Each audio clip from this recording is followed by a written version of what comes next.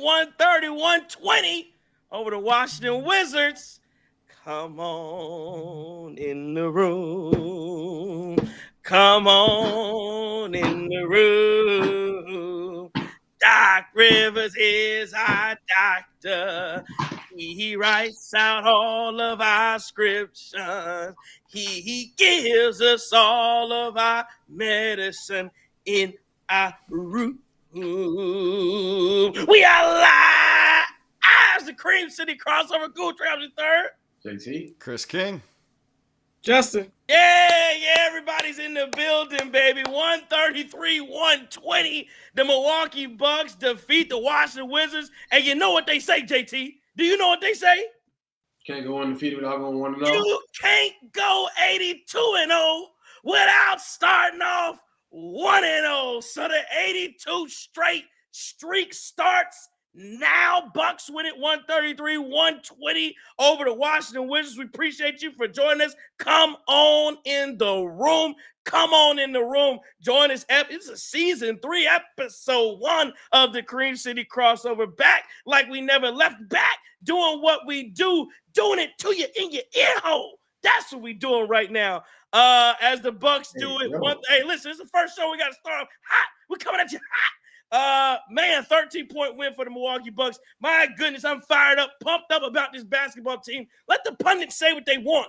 Let the pundits say what they want, JT. Let the pundits say what they want, Chris King, because the Milwaukee Bucks are here to win. The Milwaukee Bucks are going to finish 7-8 in the East. Are you kidding me? This is like a well-oiled machine right now. And again, I get us to watch the Wizards. I get us the Wizards.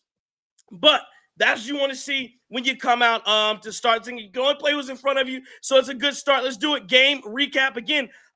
Get at us on the YouTube in the chat. We'll talk to the chat. You should be fired up, ready to go to talk about this win. And then on the Twitter, the Twitter is on your T's Q's 973, I think, is the @ name. But that's so we changed things up. But you can post. Well, I couldn't change. I don't know how to change username. Can I do that? Yes, I'll do it for you. All right, we'll talk. Yeah, we need to change the username on that, but I did change the other name. I couldn't change it. Technology. I'm in the 30s. But you can go there. You can also. So we'll get the username changed, but you can go there also and comment. We will read everything you have. Again, my Twitter. Again, if you didn't know, my Twitter got cooked. So, but again, we're getting some followers back, and you can comment, and we'll read your stuff. 133-120 game recap right here. Let's do it. Giannis Antetokounmpo. 37, 14, and 5 tonight. He was outstanding. 16 of 26 from the field. He hit a 3-ball. He looked like he was determined to hit a 3. He was a plus 10. See how many turnovers. He had 2 turnovers, 4 fouls. Got a 10-second violation call. We'll talk about the officiating tonight too, because I was not impressed with what happened. How about Gary Trent Jr. 17, 4, 2, and 2. Gary Trent 17 points, 6 of 12 from the field, 5 of 11 from 3. 24 minutes of action. I mean, and the Bucks did this. A lot of their starters. No starter played over 29 minutes. Miles Turner played 29 minutes. 11 points, 8 boards, 5 assists for him. He also poured in 3 blocks. Little vintage Brook Lopez on a +9 night. AJ Green started off hot. 11 points, 3 boards for him. He was 4 of 6 from the field, 3 of 5 from 3. Kevin Porter Jr. And that's going to be another discussion point for us tonight, gentlemen. Only 10 minutes of action. He rolls his ankle.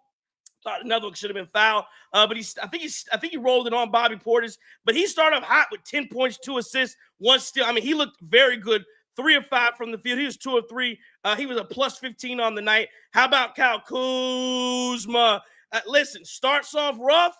The 3-point shot. We'll talk about him as well. I thought overall he had a fine night tonight. Again, is it $20 million worth? No. Is he a $20 million player? Probably not. But in his role off the bench, 12 points, 4 rebounds, 3 assists, 2 blocks tonight. Great on-ball defense. He was 5 of 10, 0 of 2 from 3. Again, and the 3 balls that he missed, I mean, if he missed them just like a regular shot, you're probably not talking about it. It was just the fact that one of them went off the backboard and one of them barely grazed the rim. Outside of that, I thought it was a fine night from Kyle Kuzma. He only has 1 turnover, a +7 for all you plus-minus nerds out there. He was a +7. I thought that's all we cared about. Bobby Portis, talk about having a rough night. 2.6 boards for him. He was 1 of 6 from the field, didn't take a 3. Ryan Rollins stepped in, 9 points, 4 rebounds. Torian Prince, an 82-game player, 11 points for him. How about Cole Anthony, 9 points, 5 assists. Amir Coffey got in on the action as well with 12 minutes. You look on the Washington side of things. Again, it was all about Khris Middleton. I'm coming home. Tell the world. 23 points, 6 rebounds, 3 assists. He had a great night tonight. 9 of 14, 3 of 5 from 3. George, 21 points, 9 boards. Alex Sarr was fully in his Travis Hunter bag because that boy got baptized all night long. It just a rough go from Alex Sarr. Did finish with a double-double, but Giannis dunking on his head left and right. It was rough. CJ McCollum looked like a bum. 9.6 rebounds, 3 assists. Above Carrington got a flagrant pulling Giannis down. Somebody should have smacked him upside the head. Trey Johnson had a really good night, 16 points, scored Kispert 11 points. Cam Whitmore 14 and 5. And then who played a minute and 42 seconds that was so devastating that we traded away? Anybody know? Anybody got an answer? AJ Johnson. Oh, okay. AJ Johnson, who didn't even attempt a shot from nothing. I don't know. He's just a guy out there. A jag, just a guy. Sorry Wizards, and AJ Johnson can't even get in the game. You kidding me? So they're low managing right now. You're a little low managing. Yeah, that's how it starts. Listen, I'll say this now, and I'll turn it over again. Great night. If you're joining us on the Cream City crossover, Bucks winning 133-120. Listen, what I saw from this basketball team, I thought the first half they were on pace to shooting almost 60 threes. I think they took 28 threes in the first half. They finished on 3-point attempts 44. So I think the third quarter from the Bucks, things got away from them a little bit. Think the game slowed down. The Washington was able to get some shots they wanted to hit. I thought the officiating was piss poor. We can talk about that in a second. I won't berate them yet. I thought they were really bad. I thought Washington got a lot of calls that Milwaukee didn't. And again, I wonder. I just have to wonder if it's going to be one of those things where I don't think this is about the Wizards. I wonder. Put on my conspiracy theory hat. I wonder how much the officials are interested in getting Giannis up out of Milwaukee. And if this is not, because I don't think they care about the damn Washington Wizards, but is this going to be a thing where every night the Bucks are going to get a bad whistle? And I could see that. I could definitely see that happen because there is a concerted effort to get him out of Milwaukee. Who's driving it? I don't know.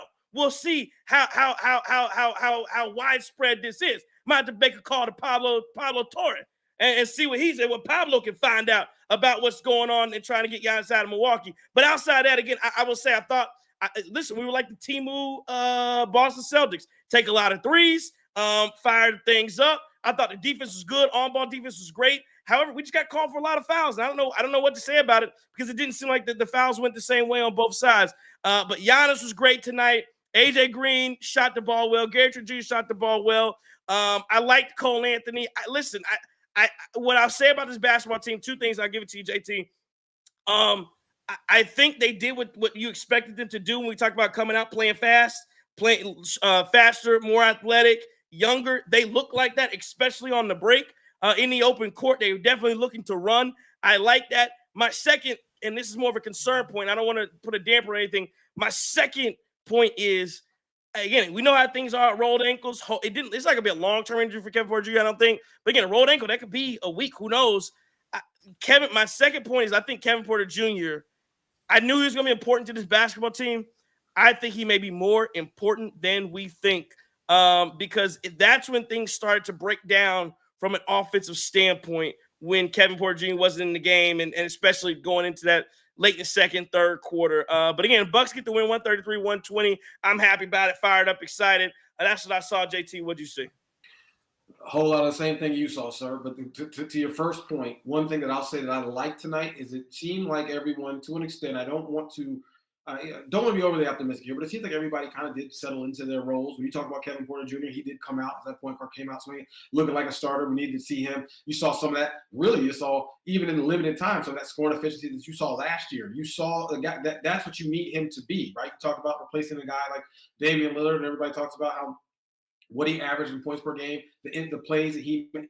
Kevin Porter Jr., first year as a starter with this team. It looked like it was starting out well, first thing. Second thing, Derrick Bird, you made this point as well. Hit his shots, knock down his threes, kind of playing that role again. into the starting lineup. Hey, big fella, do your thing. But what I really like tonight is Kyle Kuzma and Taurean Prince coming off the bench. And that's something that we as Bucks fans, folks who tuned in last year, we clamored for that for a very long time. And those guys settling into their role as being bench guys, I thought that was significant. Was not a great night for Bobby Portis. Again, it's one night, so I'm not going to worry about that too. But I think it just shows you the opportunity and the improvement, how much better this team can get when Bobby's clicking too, as well with that second unit. The elephant in the room here. Welcome back, Khris Middleton. Love to see the love that Khris Middleton got. I thought Khris Middleton played well tonight. I thought Khris Middleton tonight, fountain of youth, looked like still had a little something there. So, man, definitely credit given.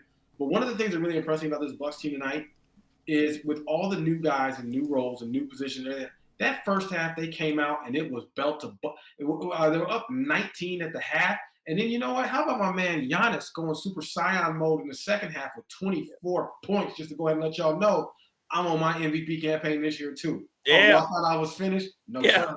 No, sir. That's what I saw tonight. Over to you, Chris King. Yeah, I thought this was very impressive from a lot of standpoints. And first, I want to give credit to the man that made this all happen, and that's John Horst. He was not hesitant to let go of loose fat on the end of the roster. And so I thought that John Horst did a great job not only putting this team together, but kind of changing his philosophy. Listen, he's got guys now that are young in this building that are very good role players that actually show it on a night-to-night basis. You're no longer looking for guys at the end of the bench to eventually pan out and eventually be something. Now you've got guys like Gary Harris. Now you got guys like Amir Coffey, Cole Anthony, that play at a high level. They just play at a high level, and you know that they know their roles, and Doc has allowed them to settle into it. Playing with Giannis certainly helps, and they're excelling at it. That's what I thought about just the depth. I don't think anybody's really brought that up yet. That it's kind of like the college transfer portal, where it's like we're getting proven transfers instead of high school recruits. Like that's my comparison for those two.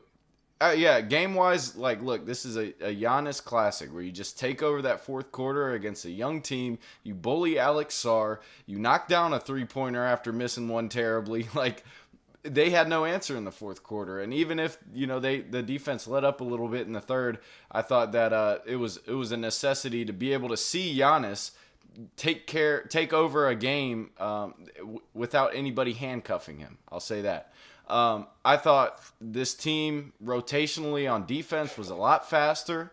I thought that this team in transition made smart decisions. I thought that KPJ was great, although we missed him for a little bit. But, he provides a really good dynamic that this Bucks team needs. A guard that Giannis really needs, I think. Somebody that's unselfish but can go and get his.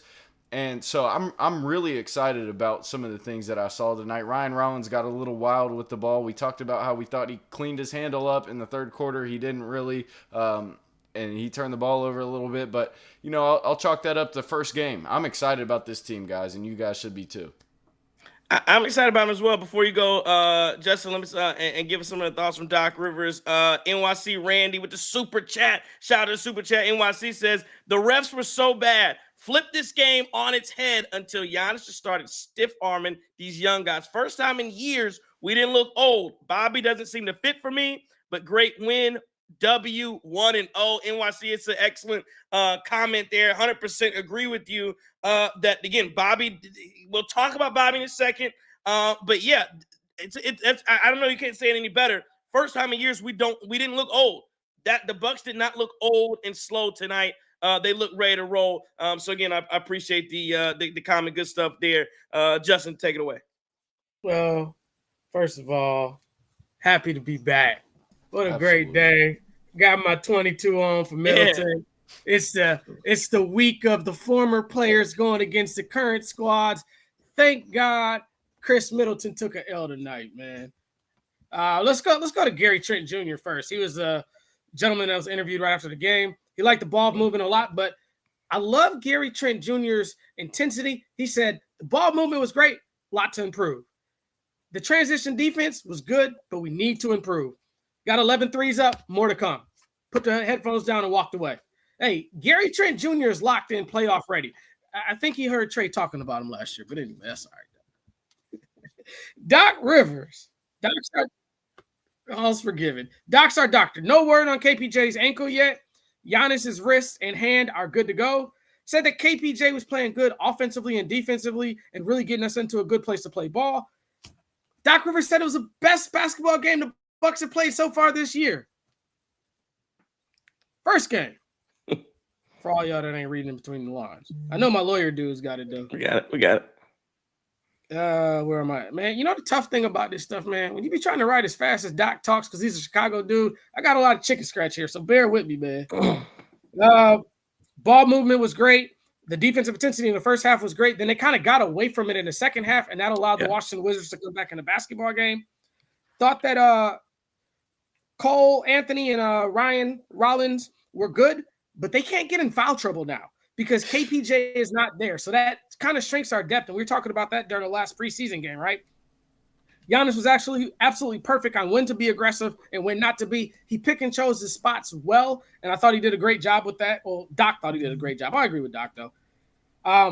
Miles Turner missed a few shots tonight, but he doesn't believe Miles Turner has ever been that wide open in his life, and I probably agree with that. Thought the team missed a lot of shots. 3-pointers I think they missed tonight. On a perfect night or on a better night, they're going to make about 4 to 5 more, though, so we should see that coming, and that put a little bit more space in between us.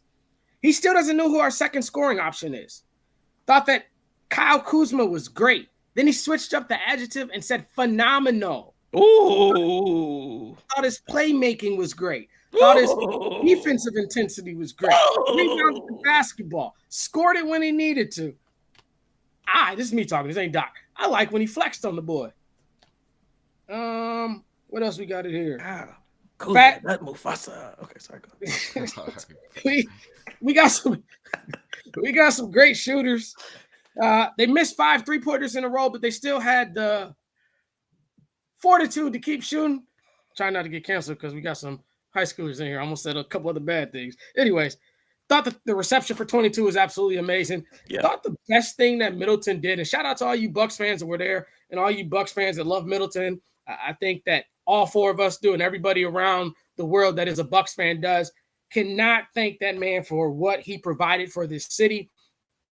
When you think about it, and we can look at all the Bucks of all time, and we interviewed a Hall of Fame Buck and all that other stuff, I think Khris Middleton might be top 4 Bucks of all time in their level of importance to the city of Milwaukee.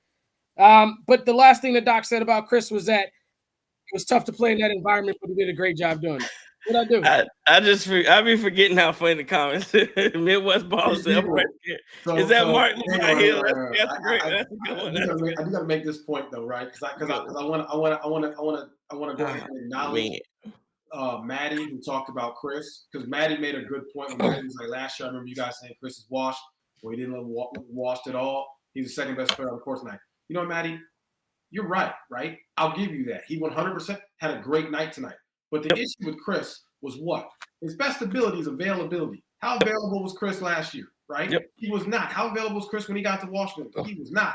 If Khris Middleton is still not playing games or still playing 1 out of every 5 games or plays 20, 30 games this year, that really didn't – that was not what the Bucks needed at that time, right? The Bucks needed a guy that was a bit more reliable. So I just want to clear that up.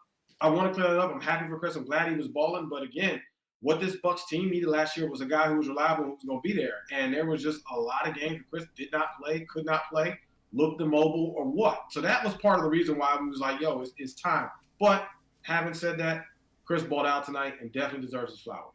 Yeah, and I think that Khris, you could tell. I think again, I don't say revenge game. I don't say it like that, but I think he had something to prove. It's a chip on his shoulder. It's one of those things that this team let you go. I mean, they got rid of you for Kyle Kuzma of all people. So yes, I understand that. And Khris Middleton played very well tonight. We would call it straight shooter, keep it 100, whatever you want to say.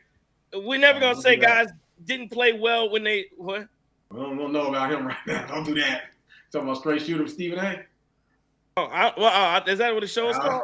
I wasn't even talking about that. But I'm just saying. I thought Khris. I never say Khris didn't play well when he does. He played. He had a really nice game. Shot the ball well. You know, those are the things that he can do.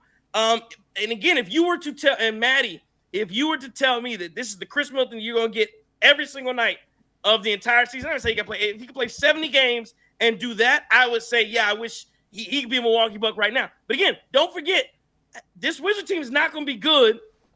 There will be a chance for him to be bought out. The Bucks are well under. Again, I think everything's the part of the trade was getting rid of Khris to go get Kyle Kuzma. It was not. The Bucks are well under the apron this year. If he gets bought out by Washington at any point in time, he could come back to the Milwaukee Bucks on a minimum deal. And if you tell me Khris on a minimum is in Milwaukee and doing that kind of stuff, and again bringing it, but again I don't want to go down that rabbit hole, but I'm just saying because it's not really necessary at this point.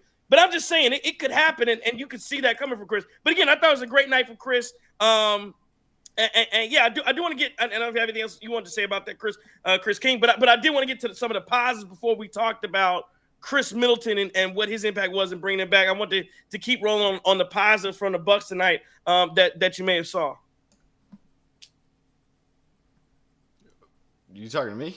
Yeah, well, anybody really. So, I mean, you're talking about positives. Well, a positive I wanted to go back to is the fact that you got rid of A.J. Johnson, because the Wizards have shown you what they think. Here's the thing. No, here's the thing. I actually want to rope this in here because I do have a point. The Wizards have shown you what they think of A.J. Johnson by drafting Trey Johnson and then also trading for Cam Whitmore. Like they have shown you deliberately, like, hey, we need to stockpile on this guard spot because we have no idea if A.J. Johnson's really going to pan out and be a competent NBA player. And they went and got Cam Whitmore and Trey Johnson, and those guys outplayed him. No, but I think, any other positives that I have from tonight, I saw a lot of Derry Bird maybe learning from Pat Connaughton that quick release. When he's catching the ball in the corner and not bringing the ball down and getting it up, maybe he missed some of those, but at the end of the day, like, they are figuring out how to utilize AJ Green and get their money's worth. Look, we just paid him, what was it, 40, 42? 45? 45? Something like that, yeah. So, by the way, I want to go on the record. I'm going to tell y'all right now, that contract's going to be a steal. Oh, absolutely. Yeah. It's absolutely a steal. I think AJ Green at $9 million a year is going to be a steal. And I think no question. national media, the people who don't realize that, they about to learn real fast that Derry Bird is the reason why everybody messed with Derry Bird in Milwaukee. And $9 million a year, sign me up all day, every day for that. Yep, no question. Absolutely. No question. And the kid earned it working from where he came from. Obviously, 2-way contract, getting signed onto the team full time, and then getting extended. So, yeah, I thought they utilized him in the way that we want to see, and I think it's a very it's a position that you can put different guys in depending on how hot they are at a certain time. So you could put Gary Trent Jr. in that position as well. And so I'm excited about the depth. I'm excited about that. I do think Cole Anthony is going to play way more important minutes for this team in terms of, obviously he was in foul trouble tonight, so we didn't really get to see the full effect of what Cole Anthony can be. But I see a smart player, and I see a player that plays hard. And to get that off of your bench, to get him coming from Orlando to Milwaukee, it shows that this team is moving in a different direction than in years past when we could barely get guys like a Taurean Prince in the building, guys like a Grayson Allen in the building. I think we're at a better spot now in terms of attractiveness to free agents because of what we've been able to do with a KPJ, a Gary Trent Jr., even a Taurean Prince, with those type of free agents and being able to I guess, give them a little more of a burst in their career. Young City says KPJ gotta make that jump, or Horse gotta have to get another scorer who can create his own shot besides GA. I mean, that's true, but I think Young City, I thought KPJ did well. I thought in the minutes he was in, I thought he was dynamic, and I think somebody may have asked who's going to be that second scorer. Maybe that was you, Justin, when you were who's going to be that second scorer. Again, you saw Garrett Trent had 17 tonight. That's a nice number for your third guy. I don't know what you call him, your third or fourth, whatever, in that starting lineup. But again, your question is, what is AJ Green going to average? And then again, what I saw tonight once KPJ got off the floor, and I think that's why KPJ is the right decision as a starting guard for this team, is that what he brings that Ryan Rollins doesn't bring. And what Cole Anthony and maybe Cole Anthony brings a little more than Rollins. I think there are things Ryan Rollins does well. KPJ can get to his own shot. Again, the tween Hezzy guy is not dead. I know the NBA, and Well, I get to that in a second too. It's one of the things I was watching the game. I'm just thinking like, wow, the NBA is such a. Who said it this week that like the best players aren't in the NBA? Somebody in the league said that because the NBA is now more geared towards role players, like guys like Gary Trent Jr., who in what I mean, or AJ Green, who what I mean by that is they just spot up, play a role, and hit threes. Like that's a role now, and that is a coveted role in the NBA versus guys who can go get what they want to get because there's not as much room for there's not as many spots for those type of players. But the Milwaukee Bucks have a need for one in that starting lineup, and KPJ can get. It's not just getting his shot, but he can get into the paint and get to the basket and do what he wants to do. And that can also include playing off of that with passes that other guys. I think Ryan Ross has a little bit of trouble doing it, or at least can't do it as effective. And again, and since we can say we didn't see as much Collins because I think he could do that too. But yeah, I think KPJ can be that number 2 guy as far as a scoring option. And again, if you have Gary Trent averaging 15 and 20, and you got KPJ averaging close to 20 points, you got something cooking right there. Sorry, Justin. I was guys you got coming off the bench that could also, if Kuzma can keep this up, Taurean Prince keep this up, Bobby Portis keep this up. I mean, you have a lot of guys on this team who can get a bucket. And nobody mentioned Miles Turner either, by the way. We haven't even got to him yet. Yeah. And that is a demon down there. And Miles Turner overall had a decent night. Was not great on offense, but Miles Turner made plays tonight, right? Like that comes along. That's another element that gets added to this team. No, that was in my notes for my thoughts. I thought Miles did a good job running up and down that floor. And that's just something that, I mean, every time we talk about a guy that we got currently on this roster, it always comes across a shade for another guy. But I just felt like that's what Brook first gave us when he came to the Bucks. But as he got older, he could no longer give us that. And Miles brought that athleticism. Chris, you hit that nail on the head when you were like, as soon as Derry Bird shot that ball, I was like, Patty Green. That is the Pat Connaughton, catch the ball at your eyes and just release the joint. Yeah. But for me, definitely Miles. Miles probably one of the most impactful players on this floor tonight. Obviously, Kuz, we talked a lot about him. But just for me, it's Amir Coffey, man. You saw a guy who's a veteran presence, who's been in the league, who played, what did he play, 50-plus games, 60-plus games, something like that. And he was in the game making plays that maybe you're – guy on the end of the bench that I don't want to mention and throw him under the bus that played for UConn wouldn't have made those plays in crunch time. Yeah, that's a good point on that. I think that's why Coffey's on the roster. Let me before we get to we'll get to Chris in a second. I know people in the chat want to get to Bobby. I do want to ask you. I want to give people a second here. What did you think of the Miles Turner debut? How he played, what he looked like. For me, I thought early on he had a couple threes that were that I enjoyed and I thought it looked good defensively. My first thought was, wow, this is young Brook Lopez here, and I think there'll be games I think where he has even hotter shooting nights. I don't know, remember what he finished. I don't have it in front of me. But I think there, and like I said, he missed some bunnies. He missed one layup I know underneath the basket. I thought he could have got fouled on that one. There was one he might have got fouled on. I know Giannis got fouled a couple times. But again, just the debut of Miles Turner, what he looked like in the offense and defensively. What do you think about Miles Turner tonight? I mean, I appreciate seeing a young burst, the athleticism. We saw Brook Lopez, like you said, in that role before, and we saw the challenges Brook Lopez had. I mean, it's kind of a night and day difference as far as watching him move around, especially defensively. Now, offensively, it was rough. Right, offensively, I think his final stat line was 4 for 12. Right, so what's that trade? That's a concert in April, right? That's a concert in April. He was 4 for 12. A little Bad Bunny. 3 blocks. I mean, the offense will come along. Not even really worried about that. It just was a rough night for him there. But overall, I think you saw the potential, and you saw the potential fit for Miles Turner. We just gotta hope that hey man, next game just be a little bit more efficient shooting the rock. It looks like he had, my bad, Chris. It looks like he had 6 rebounds, 3 blocks, 5 assists with that as well. Go ahead, Chris. Yeah, I think you see the impact immediately, and it's not even just the fact that he shot the ball poorly on offense. I think he gives the Bucks a lot more of a threat offensively anyway because of that pick and roll that he's running, maybe even with the second unit of guards. I think him being out there letting Giannis even just roam and maybe play the dunker spot, I like that. I like that, what Doc showed in that fourth quarter. And I think he's going to play key minutes, obviously, down the stretch in games, and it's going to give some teams some real issues when you got two, what do they call them, footers, down there under the rim, and it's basically hard to get inside the lane at all because you see what he can do blocking shots. And the rebounding I was impressed with tonight.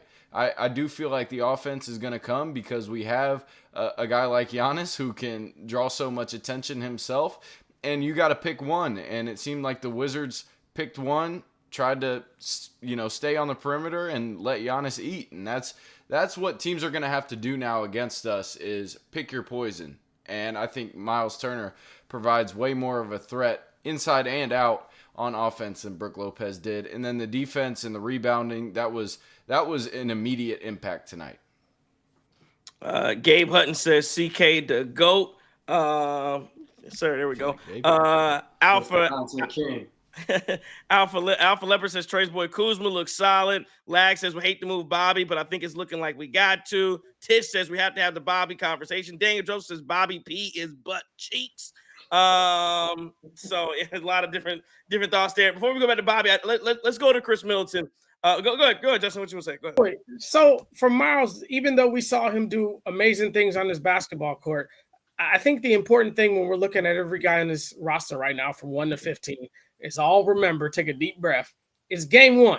So whatever said player did that was absolutely phenomenal and whatever said player did that was absolutely horrible, I need a 10-game sample for the great guys or the bad guy. The only guy I don't need a 10-game sample with is 34 because he's bringing it every night. Yep. But other than that, I need a 10-game sample. Go ahead, Trey. My bad.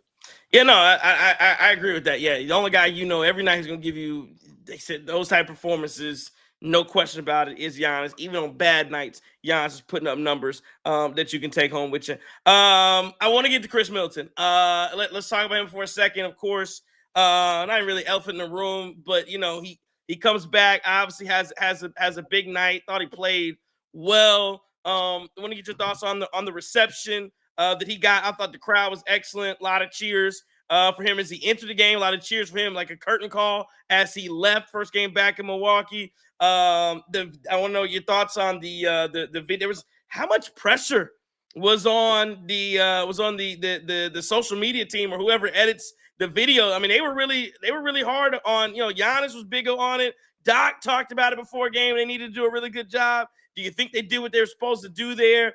And I think all that came on the precipice of the way the people who I don't know, they did a tribute to Bud, but people didn't like the Bud tribute. At least Giannis didn't like the Bud tribute. And so I think that was some of the reason why they really wanted to make sure Khris got sent off the right way. Again, he's the third best player in franchise history. So I get some of that. And so I know, I will have I'll say this. At the end of the day, I'm happy that that's how it went down. I know I have an unpopular kind of take on my thought process behind not necessarily what Khris Middleton means. I'll just break it down like this. You guys know the Carolina Panthers is my football team, right? Luke Kuechly and Cam Newton played on the same team together. You could make the argument that Luke Kuechly was a better football player, like I'm talking about more consistent in his role than Cam Newton. You could easily make that argument. Luke Kuechly, to me, he'll never elicit the same emotion that Cam Newton, your road the dog, bring. He'll never be what Cam was to the city. Whether you want to say, because again, Luke Kuechly, he's gonna be a Hall of Famer. I don't think Cam Newton's gonna make the Hall of Fame. But what? No, Luke should have been first ballot. But I'm not even about to get into it because I don't want to derail us. But I'm not going to derail some Panther stuff. But that's not even a question. But anyway, I'm just saying he will never elicit the same feelings. Even though I can recognize he's a Hall of Famer and Cam Newton probably doesn't have the credentials to make it in. My point in saying that, Kevin Durant, even though he won an MVP with Golden State, he'll never be loved like Steph Curry, because Steph Curry was the lead dog, and that's who that fan base grew up with. It'll never be the same, and that's the only thing I say when it's so much love for Khris. And again, I appreciate what he did. To me, it's just very hard for. You can only love one. You can talk to girls. You can only love one at a time. You can only love one, and allegedly. Giannis, I'm just saying, Giannis is that guy for me. And if Khris played in his own era, kind of like Brandon Jennings had his own team, and Ray and Mike Ray, if he was in his own, I probably feel a little bit different. But it's only one dog, and Giannis is that. You gonna listen? You got kids, JT. Say what Deion Sanders say? You rank them. It's one. It ain't the same. It just can't be the same. To me, it can't be the same. And Giannis elicits all the feelings that I think people were giving to Khris. And again, is he worth it? Yes. Is he third best player all time? Yes. Yes. But it's just not the same for me. And but I will say, even though I was a little skeptical coming into it, I enjoyed it, and I think that the Bucks did him very well. And I appreciate, that he got the love that he got from the fans. But again, that's me. I know it's unpopular take because everybody got to tell me how much they love Khris Middleton. So you like the solo artist. I like the band, right? I like the band. Give me the band here, right? And so when I say that, I appreciate them 2021 vibes. I appreciate Khris and Brooke and Bobby and Giannis. I like the band, right? There are some guys who they leave the band and as a solo artist, and it's and then there's some guys who leave the band as a solo artist and absolutely kill it. See Justin Timberlake, Michael Jackson, Bobby Brown. You know where this thing is going. I think the thing about this with Khris is that Khris had been so good with this team for a while. He was kind of like the Robin to the Batman. He was here. And I think he 100% deserved the tribute tonight. One thing that I think about this Bucks team, we got to do the little stuff right. And how you treat guys that leave you. That's one thing about Milwaukee that you can't say about New York City, that you can't say about New York, you can't say about LA. If you're not an absolute superstar, but you come in, you put your head down, you grind, you work with a team, people, the fans get behind you. Milwaukee's going to treat you right. Like, you always going to be a star in the city, regardless of, even if you weren't necessarily a superstar on the court. Khris Middleton is always going to get love in this city, right? We still get love to Brandon Jennings. And I'm not taking anything away from Brandon Jennings, but when you look at how this team did under Brandon Jennings, it was underwhelming, right? But we still give love to him, just like Bobby Portis. We got Bobby on a debit card, right? We give love to people who come and show love to the city and do everything. So I want the Bucks to keep doing that, right? Just like when Brook Lopez comes to town. Hey, bro, we got to give you some love too, because Brook Lopez 100% deserves love, deserves a tribute video, and getting that right. And I think that's a layup, just a little thing that the franchise can do for its legends. Because let me ask you, does Brook deserve less love than Khris? I'm saying, what levels of love? Listen, we can spread the love around, right? Brook can get the same tribute because Brook's jersey is going in the Raptors for the Bucks too. Is it not? How Brook's jersey not going in the Raptors for the Bucks? Look at what Brooks stands all time for the Bucks. Come on, if you don't put Chris's jersey in the Raptors, you gotta put. Oh, Khris is definitely going in. You said what? Khris is the third best Buck of all time. Okay, Brook Lopez got a whole lot of. Brook Lopez is up there in the franchise. Right, too. So Drew is going in and Bobby's going in. That's okay, now you got it. Now you got excited. See, now you just. Too. Why we gotta do this? Why we gotta do this? Get the Nationals. Get the Nationals. Something too out there. Did Drew get a tribute video? Did he get a tribute video? I'm sure that. Yeah, I think they. Yeah, I think they gave him a tribute. You can get a tribute video. I'm just saying. Hey, brother, you might get you one. You might get you a tribute video too. Oh, we gotta talk about Pat at the end too. That's a great story. I thought it was on show. I appreciate the band. Okay, I know you like the solo artist. I like the band. Man, get these dudes some love. It's an easy thing to do. That is the right thing to do, and that's something that Bucks fans who ain't new, who are not new to this and been true to this, they know about them gas station tickets. They know about them free Bucks ticket giveaways.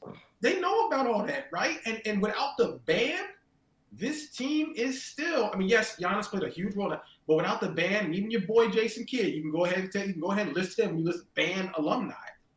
This Bucks team is still in the doldrums of the league, right? So give Khris Middleton his love, give Brook Lopez his love, give Drew Holiday his love, all these different guys.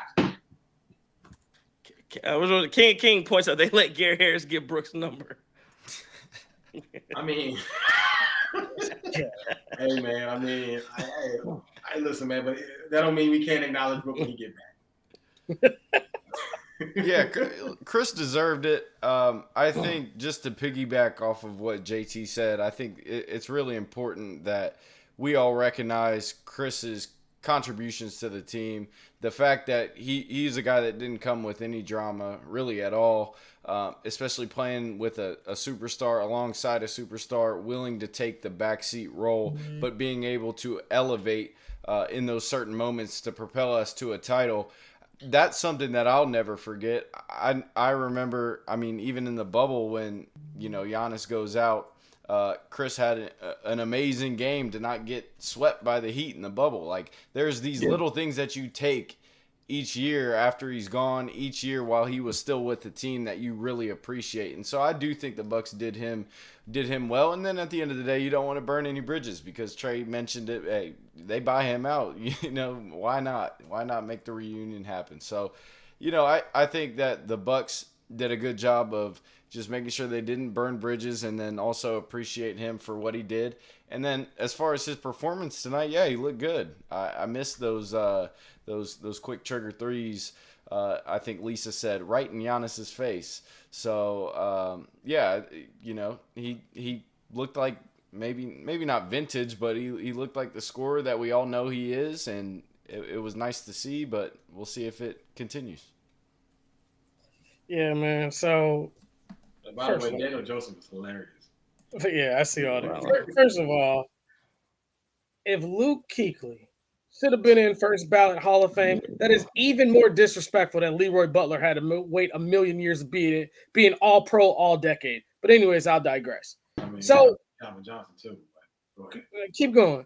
Khris Middleton, third best Buck of all time, is crazy. Fourth most important Buck of all time, absolutely. But third best, for me, man, it's tough to put him in front of Sidney Moncrief, Marcus Johnson. Wait, hold on. Hey, we're going to have to do this right now. Wait, hold on. Go check out the book. Let's see. This has got to be universal here. Who the top 3 Bucks of all time? Giannis, Kareem, Khris. Okay, thank you, right? So Giannis and Kareem, right? But listen, when he was here, his name was Lou. Giannis, Kareem. I'm going to call him. Giannis, Kareem, Oscar. That's why Khris. Yeah, I get where you're going. The 40-point finals. Maybe you throw Jesus Shuttlesworth out there? Nah. So that's why I say that Khris is the fourth most important Buck of all time, because Kareem would not won that ring if it was not for Oscar. Giannis wouldn't have won that ring if it wasn't for Khris. But can I say that Khris is better than prime Ray Allen? I can't. Can I say that Khris is better than prime Big Dog? I don't know. Yeah, well, but is Khris more important than all of them? But the teams were asked when they were on it, though. Like, the teams weren't worth a damn they was on it too. So Eastern Conference Finals game? That's not necessarily true. Eastern Conference Finals game 7, bro. Yeah, they went to they almost went. Oh yeah, they almost went to the finals in 2001. Should have won that time too. Performances in the playoffs besides that year. Yeah, but none of them dudes had a generational talent, right. Arguably the best player of all time with Giannis with them. But all three of that big three, Khris could fit in with that big three, but is he better than any one of them? I can't say that. Is he better than Sid? I can't say that. Is he better than Marcus? I can't say that. I mean, I can't say if he's better than Mr. Buck. Johnny McLaughlin, another Hall of Famer. All right, now we're getting, come on. We're talking about the short era, bro. McLaughlin doesn't deserve to be in the damn Raptors, but go ahead. Well, Johnny McLaughlin definitely did. No, he doesn't. But go ahead. J-Mac was amazing. When was Johnny McLaughlin's last season? Let me Google that. Please Google that. 69. I was about to say, when the league was like integrated for less than a decade, they just stopped playing in church shoes with Johnny. He was on the championship team with Big O and with Kareem. He was there. Yeah, okay.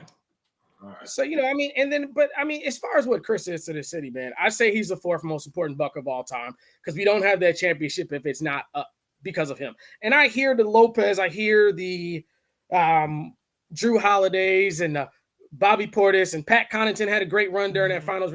But Khris is solely when there was no Giannis, he was the Robin. And even when Giannis came back in that finals, we won a game solely off of Khris carrying us. I think he's just immensely important to what it is. We got a lot of people in the Raptors though now. We got a lot. I think every one of them are deservedly so, in my opinion, but it just shows the progression of the team. But at some point, we're going to need a Bucks Hall of Fame because we have a lot of good players who were good for us, but don't necessarily deserve to be in the rafters, if that makes sense. Pat Connaughton, what he contributed to this team was absolutely amazing during that run. But does that 24 deserve to be retired? No, probably not. But everybody's saying that though, right? Like ain't nobody. No, I know that's not what you're saying, right? Like it's a higher bar to have your number memorialized and reach that Bucks immortality status, right? It's a higher bar to get there. And there's a lot of guys who've been very good, who've been right. And that's just it. That's just what it was. Again, he was very good for the Bucks. That's it, right? But they just haven't reached that. They haven't cleared that bar to be memorialized in the Raptors. But what I will say about Khris has, I think you could probably argue Brook has too. I think you could probably argue Brook has too. Brook has what? Maybe Brook, but Brook's numbers might go up in the Raptors too. That's ridiculous. Because I mean, again, so there's a lot of guys gonna get. Right? There's a lot of guys gonna get to before Brook Lopez. That's all I'm saying. There's a lot of guys to get to before you get to Brook Lopez. Can I say one more thing about 22 though? I don't think anyone else in Bucks history should wear the number 22 or 34. I agree with that. Oh, hell no question. The guys before that wore 34, before Giannis and before Khris. Speaking of Michael Redd here. And of course, my frat brother, Johnny Newman. But Michael Redd, Khris Middleton, Ray Allen, Giannis. We don't need any more 34s or 22s out there. Khris was absolutely amazing for us. I thought he showed brief moments of what he used to be, but I also thought that he showed tonight that he's a little bit elder in age and he's going to get you them buckets. Yeah. I think that's how young boy say it, right? He bucket. But can he do it for the duration of 82? Hey, Maddie, I hope he can. Khris is one of my favorite Bucks of all time. And the last thing I'm gonna say for real, I know I'm one more thing in it to ever. If you were born after my son was born in 2005. So if you were born after 2005, Khris Middleton may be your number 2 Buck that you saw in your lifetime. Yeah, no, listen, there's no mistake about what Khris Middleton was and what he meant to the basketball team. Nick Meek says, what are we doing? We don't win a championship without cash. And again, is that true? Yes, but going back to JT's point of the band versus the solo act, listen, we ain't come to see you, Otis. You can say the same thing about, to me, you can say the exact same thing about Drew Holiday. You don't win a championship without Drew Holiday, but again, somebody's got to replace that. You can say that about every here long enough to no, but I'm to home. Right. But in this conversation, he's talking about the 2021. Because again, if you don't win a title, I guess Khris is still going to Raptors. But if you don't win a title, this conversation about Brook Lopez and all these guys and all the immortality, top 3 all time, that conversation, I don't know if that's really happening if you don't have a title on top of it to go with it. That's the whole reason this team that everything is immortalized is because you have a championship that goes along with it.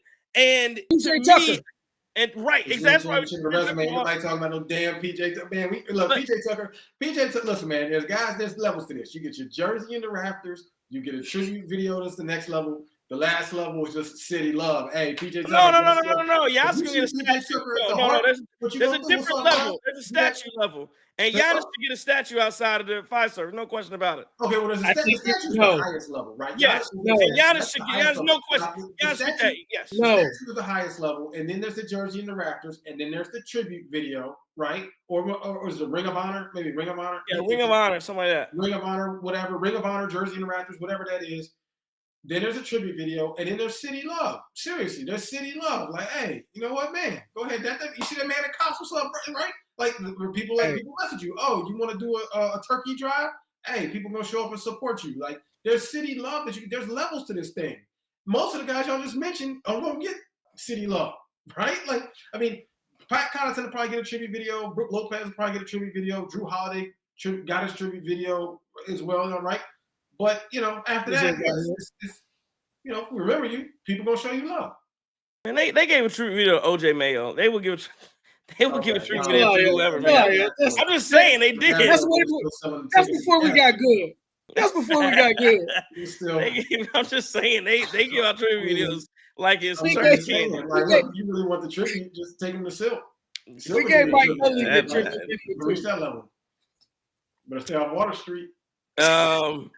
But yeah, so I mean, but again, you know, and the other thing I say on Khris, you see, did you believe, you know, the analysis had he had Khris and Giannis on. I didn't buy this whole story. I didn't buy this whole story that Giannis had about how he didn't know. What did he say? He said he was on. He said he wasn't looking at social media. He said he was on the bus. He turned around. Where's Khris? Where is Khris? Didn't know where Khris was. And hey, Giannis, you know he got traded. And then he said, "Damn, come on, be serious." So fill the people in so people know what we're talking about, because everybody may not have seen that. Well, you know, this is a clip. This is the clip when on the Analysis podcast where they were talking with Khris Middleton. Giannis was there as well. They were talking about what the feelings that happened, you know, after Khris Middleton got traded. And I was just saying they basically acting like they had no idea he got traded.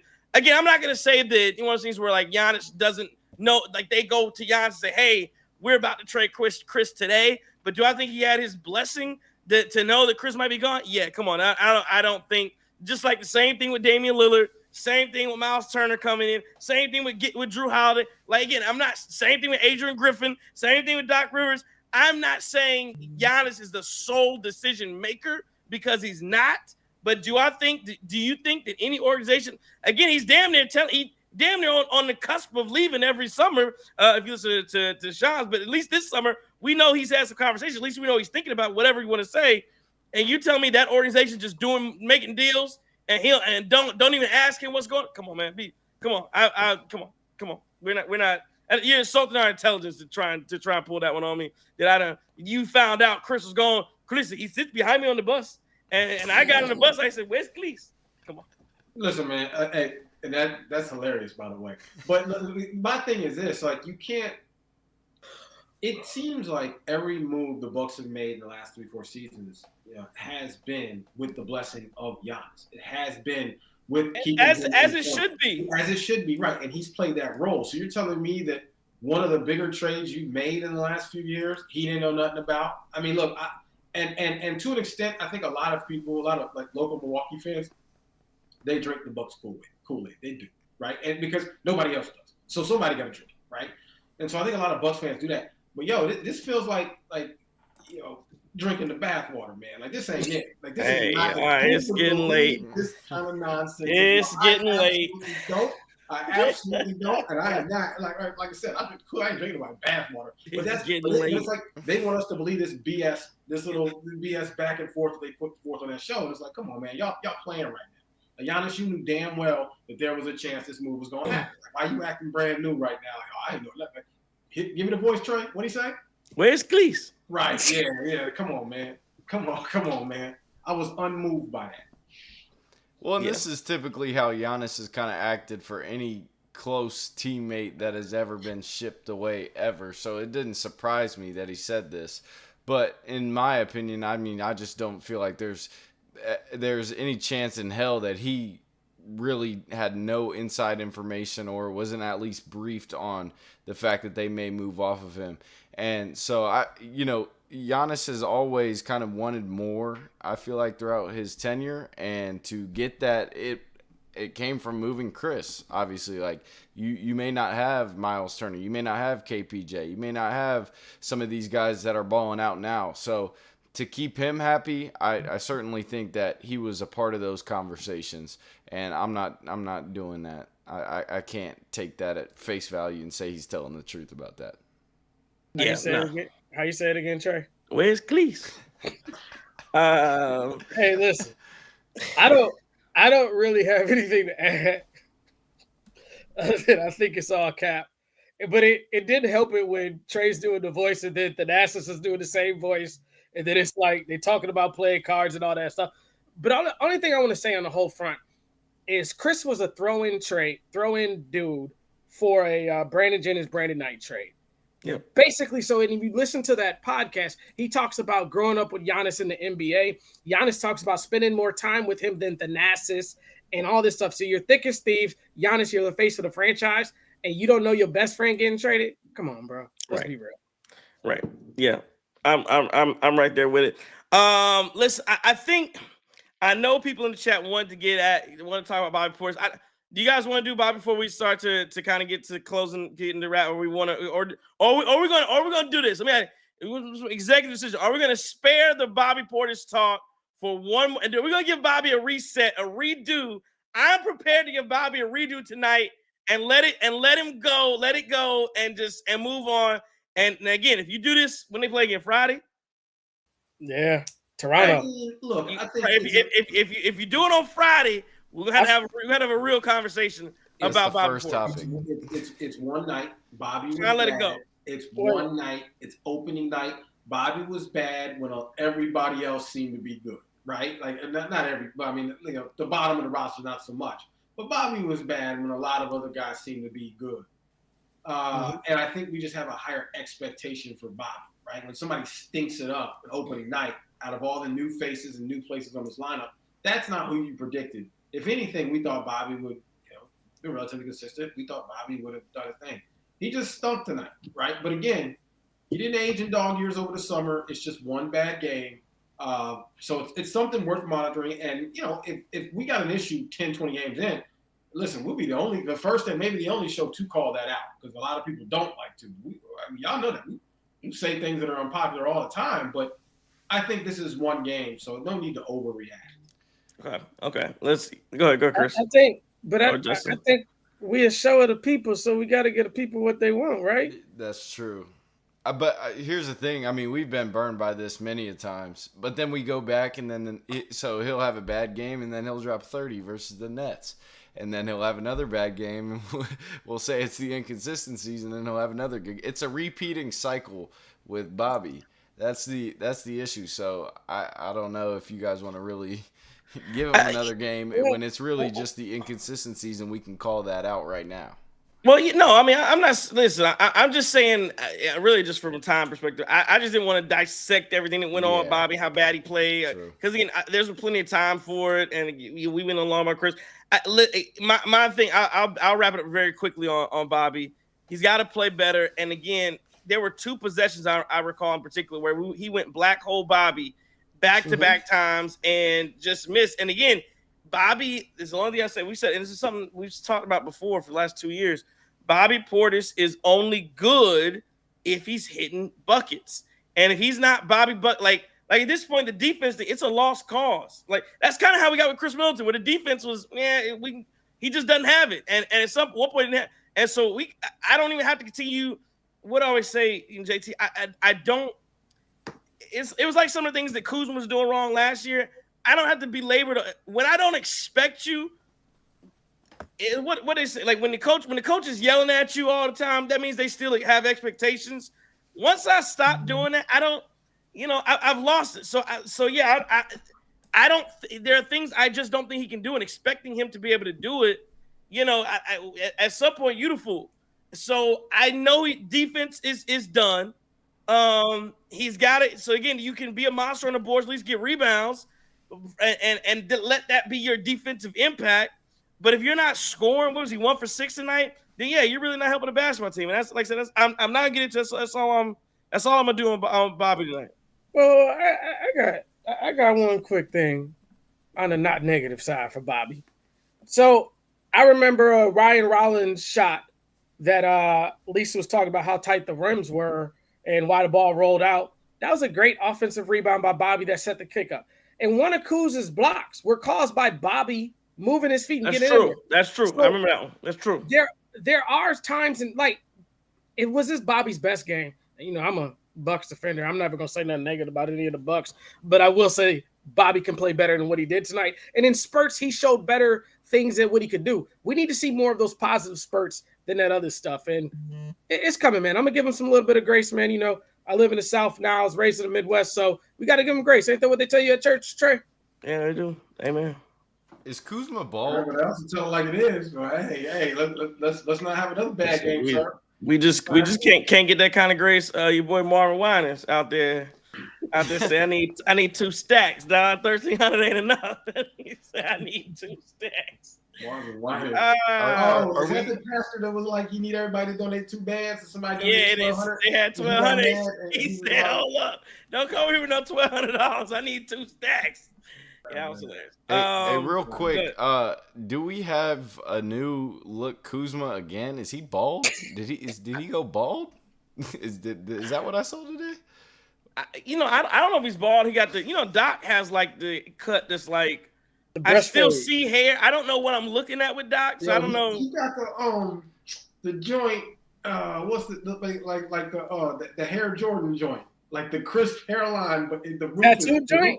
That's point. Kuzma looked like he went bald by choice, like Kenneth Walker. Like, yeah, I can't tell what's going on with Kuz, man. It's odd. And like I said, I don't know if his mouthpiece is blue, but his mouth look blue. I don't understand what he has. It's just odd stuff going on. He's an interesting character. Okay. Let's do this. Let's go. Go ahead. Hey, just real quick, we didn't have my son in the chat. I see my daughter in the chat, and just shout her out. She not a Bucks fan, and I'm sure I'm gonna get it for the Kobe Bryant above my head. She's a Laker girl. She's a Kobe Bryant girl, but this kind of my little homage piece in the man cave for her. Has got Giannis being guarded by Kobe. So shout out to Amber. All right, we keep going. Go. Shout out to Amber. Appreciate you joining the Cream City crossover on a fine Wednesday night. Let's see. Oh, there's Amber, right? She says not at all. No, she said not at all. Let's go to Twitter. It'll be real quick because of course I lost all my followers, so I didn't lose 5. I got the guru. I got cooked. But you lost all the negative stuff, so we good. Well, yeah, you lost a lot. So what happened? You want to tell people on the show what happened to your Twitter, man? They got suspended. I don't know. That's all I know. That's all I know is Twitter got suspended, locked out of the account, so I had to make a new one. Go follow me at TCII Guru ESQ. Tyrese Halliburton daddy got him. Yeah, that's had to be what happened. Amber, she said, I hate the Bucks, not gonna lie. Okay, all right, Amber. Hey, calm down now. Let's see. All right, let's go to Twitter. At KA Forever 24 says the team looks great. I do have concerns about Rollins' ball handling and decision making, but it's a long season. At Ballastan says more looks for Derry is needed. I agree with that. At Sunk 345 says I like the way this team is going, but something's missing for us to be a true contender. We are one piece away, but who do we need to replace to get over the top? That's a great question. Also, the refs are terrible. OKC's defense would have fouled out in the first quarter with these refs. Real quick, since Sunk 345 asked it, he says that, and again, he's made this assessment after one game, but he says the team is missing something for us to be true contenders. They're one piece away. Just real quick, what do you think the team is missing to be one piece away, and what do they need to replace? What do they need for Sunk 345 to get us over the hump? One thing the Bucks need to get us there, if you have it. Early. Yeah. I say a healthy KPJ and more growth. The more we grow together and the more games we play together, I think we'll be fine. I don't think it's a piece that we need per se, not yet at least. These guys will grow into their roles, and the more experience they get, the better they'll get. Ryan Rollins, we saw it in the preseason. He had the ball on a yo-yo string in the preseason, so it'll get better. And credit to the Washington Wizards for their defensive intensity as well. I mean, we let them back in the game a lot, but they also played their way back in that basketball game with good defensive intensity too. At Tommy Wass says, not gonna lie, we need more rim pressure outside of KPJ. Once he was gone, interior offense left, except for Giannis. We talked about that a little bit. NYC Randy said, defense worried me a little. Refs were horrible. Not much to take from it except love the style. And we were running with one of the youngest teams in the league. Not tired, didn't look old. Jay Phil in Texas says, Bobby's the odd man out. He needs to be traded. So there's still got some negative. Let's do one more here. At Giannis _great says Giannis decided to play bully ball and broke the Wizards' best player in the world. James Moore, get to your question in a second here. We'll talk about that on the look round. But now let's run it. We got to get up out of here. Let's do game balls tonight, fellas. Where are you going? Some good options here. Oh, Bless you. Some good options I here. thought I hit mute. My bad, y'all.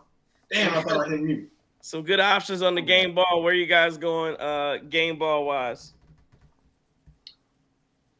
We'll start it off with the Milwaukee legend. Justin, it's on you, sir. Oh, me. Sheesh. I'm going to just go ahead and make it quick and easy. I'm going to give it to Mr. Antetokounmpo. I think anytime he comes in the game, I was talking to Khris about this before the game. When we see this brother on the floor, that means we won the basketball game. So my game ball goes to older brother, Giannis Antetokounmpo, by the way of his younger brother really getting him in the game. So all jokes aside, we're going Giannis with it. Okay. No AKA? Yeah, AKA? AKA? Oh, AKA, how do you say the name again, Trey? Where's Khris? I didn't know about the trade. AKA Sham, Shami, whatever your name is. We ain't hearing that noise. AKA win her, stick to LeBron, not the Bucks. AKA MVP. Okay, there we go. Good AKAs there. So since you go Giannis, I'm going to try to make this as like least of just everybody going Giannis. I'm going to go with Derry Bird because I feel as if he set the tone in the first half, played to his potential. They got him some looks. Still, again, like a lot of the fans and a lot of the people who watch the game say he could probably even get more up. But I think it's still kind of hindered with Gary Trent also needing to get some shots up as well. So, I think Derry Bird, well worth the extension. We got our money's worth. He got his money's worth. And looking forward to seeing how he grows as an offensive player. And just hopefully he continues to play hard defense. I know he's always going to play hard, but hopefully he can stay in front of these guards that we're going to face in the East. So my game ball goes to Derry Bird, a.k.a. $45 million man. There you go. So my game ball tonight goes to Gary Trent Jr. I got to give it back. I got to give it to Gary Trent because the last time I saw Gary Trent, I saw him nailing threes and putting his team on his back, trying everything he could do to beat those Indiana Pacers. And tonight, it looked like Gary Trent Jr. picked up where he left off from the three-point line. So, man, Gary Trent Jr., you get my game ball tonight, sir. 17-4, 5-11 from the three-point line, 6-12 from field goal. I'll take that all day, every day. Gary Trent Jr. gets my game ball, a.k.a. went to school at Duke, but I love my teammates at Duke, but I ain't let none of them make the food. Absolutely not. Absolutely not. AKA, I may have got another tattoo. That's just kind of what we do around here. AKA, I'm settling in nice. AKA, I'm about to be upset because my contract about to also look like a crazy steal. AKA, don't play with my money. All right, there you go. Going back and forth with you. That's life. There you go. Back and forth with you fellas. Naysayers. You got the high schoolers in here. JT told me last time he saw Gary Trent Jr., he's putting the Bucks on his back. I said last time I saw Gary Trent Jr., he was giving the game to the Indiana Pacers. He was giving him the series. Last time I saw him. I'm just saying. About one play. That's what I saw. Gary Trent was balling in the playoffs. So you got to give him love for that. You do. 100%. Okay. Yeah, I guess I can't do anything other than get a game ball to Giannis. 37-14-5 tonight. 16-26 from the field, 1 of 3 from the three-point line, 4-7 from the line. 26 minutes of action. Yeah, no doubt about it. Giannis gets my game ball tonight. Giannis, a.k.a. we ain't going nowhere. A.k.a. Where's Khris? There it is. There we go. Madison, by the way, Giannis 100% knew before Khris was getting traded. What's up? Can I get an honorary one? Let me get an honorary one. Just one. Give a game ball to all the Bucks fans in the arena tonight that sent Khris out the way that you're supposed to. That's a good one. That's a good one. Good. That's a good one. That's a good one. That's a good one. AKA for Khris, Justin? I ain't got enough for you, big dog. You take it. And a game ball for Thanasis coming back in and making another low light play. Yeah, I thought that too. And listen, hold on. And I'll take a game ball. I'll take a game ball away from the crowd. Y'all gotta stop acting like he's a Make-A-Wish kid, man. Like, he getting the game. You can't just cheer because literally he touched the ball and they start. Y'all remember that SpongeBob episode where he put his arm out and they start screaming? Come on, y'all. Like that's like it you cheapen the product. And like I said, man, I knew he'd get in. He started fumbling with the ball, man. Stop doing that, man. Stop doing that to him.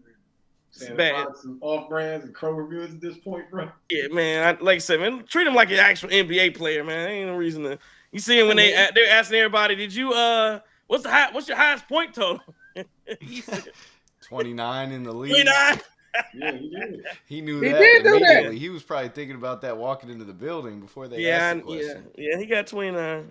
Hey, man, we all bros, man. Yeah. Okay. All right. Let's look around the league and see what we got here as we get to the end.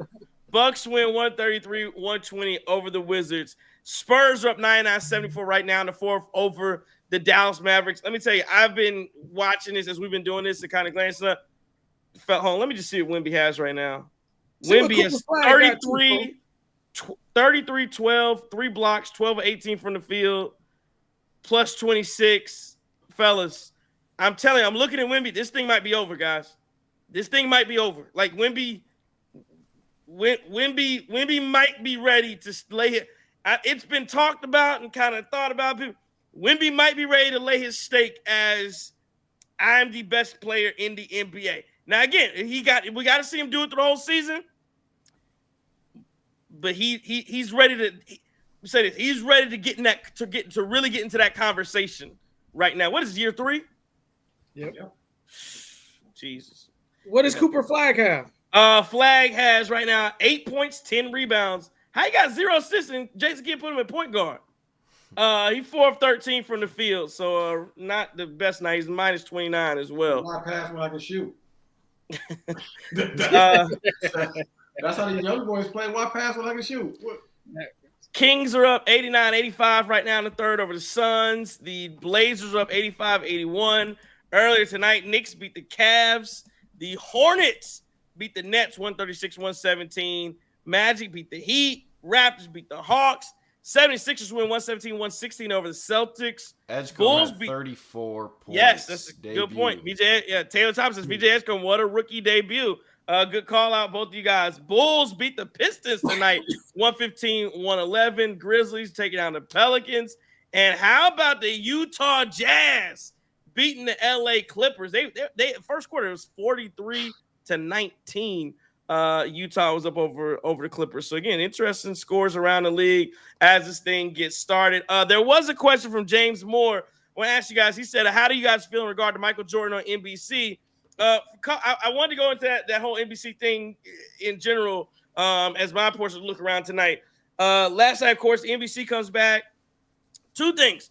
1, Michael Jordan.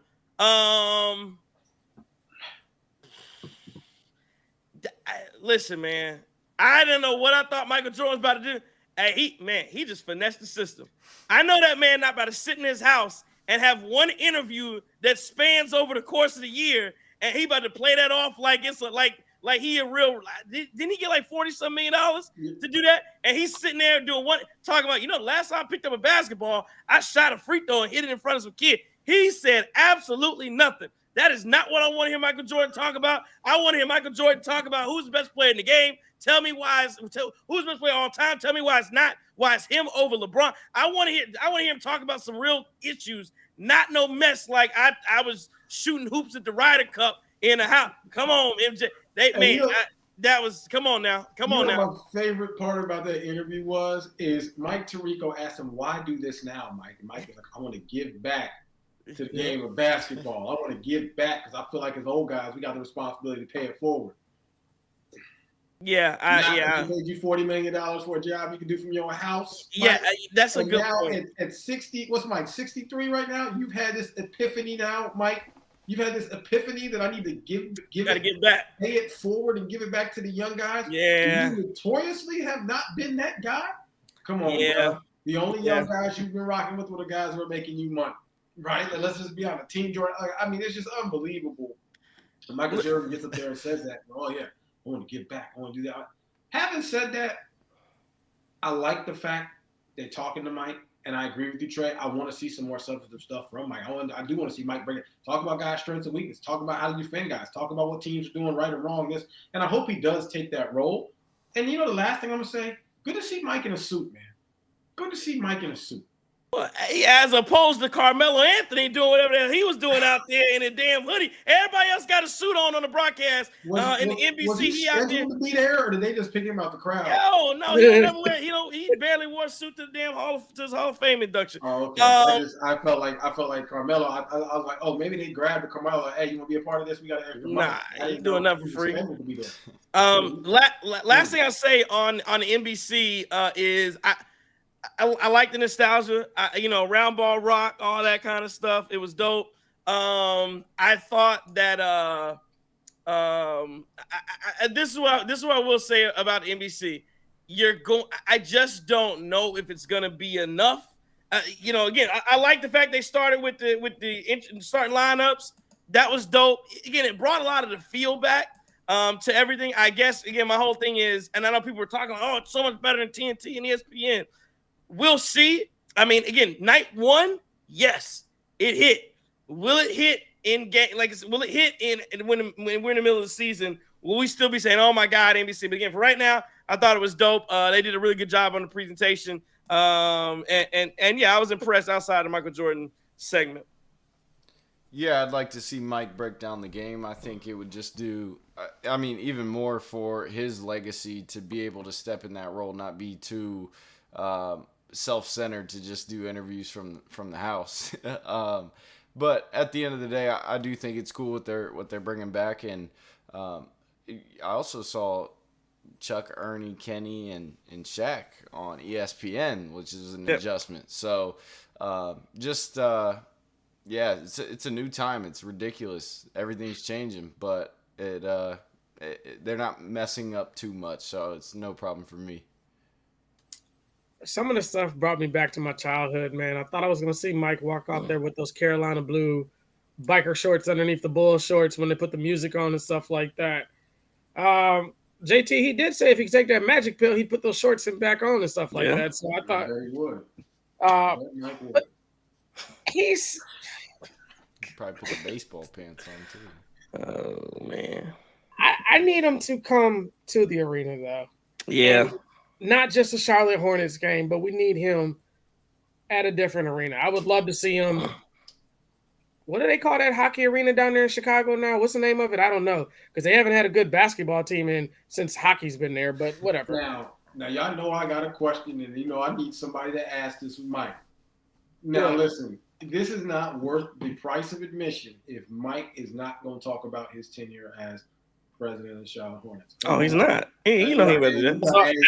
Hey, on the hot seat a little bit too. Now wait a minute. When you talk about and somebody asks, "What do you think you did wrong with the Hornets?" Somebody got to ask this question, like Mike. Why? Never happened. Ain't nobody gonna ask that. Then they're not gonna ask the Wizard stuff either. His contract is ironclad for you two lawyers, and there's no way you're gonna shoot a hole in that. He's gonna answer these 7 questions over here, and that's it. But I do want to hear him say why he feels like he's the greatest of all time. Now that I would love. I know he's supposed to talk about load management. I think on the next segment from his house, but we'll see. But it can't be from the crib, bro. So what? It can't be from the crib. Yeah, I know we at the crib. I got my knock around glasses, got my Antetokounmpo's hat on. So if one of y'all want to pay for the Cream City crossover, because we'll go live. We ain't got to do it from the crib. Send us there to the side court of the Bucks. We'll go there. Hell, we'll go to Tyrese Halliburton daddy house to do the show if we want to. Pay for it. You want to get? You saw the people in Indianapolis pressed out Shumpert. I don't know if you saw that, but it's funny. Was that in Indianapolis? Yeah, I was in Indianapolis. He was saying like F Naptown, and so it was somebody came at him for that. Like I said, I know we've been on for a minute. We have so many shows we're gonna do.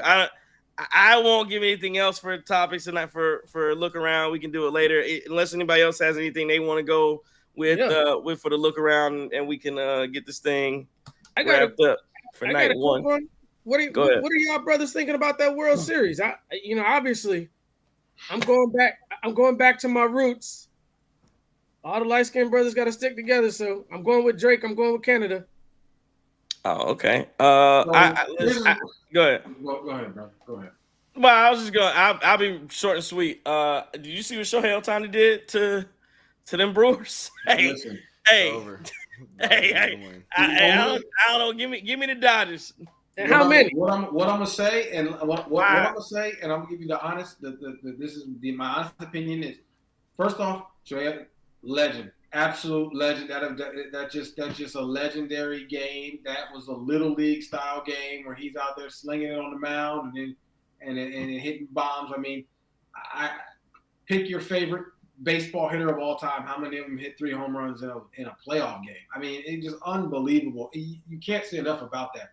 But one thing I will say about this Dodgers team is I hate to be this person. Dude. And to be clear, what I'm about to say had nothing to do with the Brewers' inability to hit at all. It had nothing. But what I will say is that it is clear that baseball does need a salary cap and salary floor. Not so much because of this doesn't have anything to do with the Brewers' performance here. It just has to do with without a salary cap and salary floor, you have a certain number of teams that have opportunities to get better that other teams do not. And that's crazy, right? Like from a competitive balance perspective, everybody should be able to draft, trade, sign whatever free agent. But when the disparity is that great, at some point that becomes a problem for the league. So I do think that you've got to do something here for a salary cap and salary floor. Having said that, that had absolutely nothing to do with why the Brewers just could not hit the ball against the Dodgers at all. But I do think that moving forward, you've got to do something because the problem is every year the Dodgers are going to have opportunities to get better in free agency that like 2 or 3 teams in the league will have, and that's just crazy. Like, it just they talking about them getting Kyle Tucker now, and the World Series hasn't even finished. Sorry, Chris. Yeah, don't let him get your boy. Don't let him get your boy Freddie. Don't let him do that. Don't let him get Freddie. Like, you know what, Freddie? Like, you was making $8 million this last year. We'll pay you 15. We got it. Don't even worry about it. We put 15 on your books. We put 20 on you. I mean, like, because you're gonna get first crack at everything if you're the guy. It just is what it is. Like, you can go out and get whatever it is you want. You can say the hell, I don't want to draft in the middle. What the hell I want to draft in the farm league system? JT, their minority owner is a billionaire. Their minority owner, Magic Johnson. That's what I'm saying. Right?